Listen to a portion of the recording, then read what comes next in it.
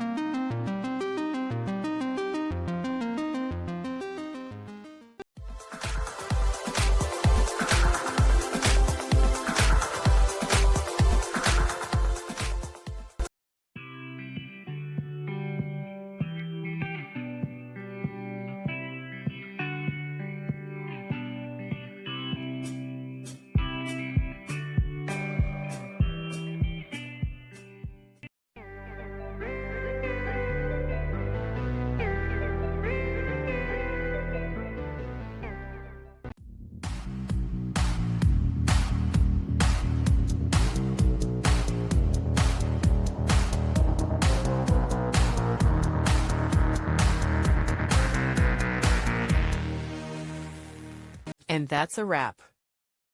I hope you found the answer you were looking for. If you did, take a second to hit that subscribe button. It really helps out. And let me know in the comments which solution worked best for you. See you next time in the debug zone.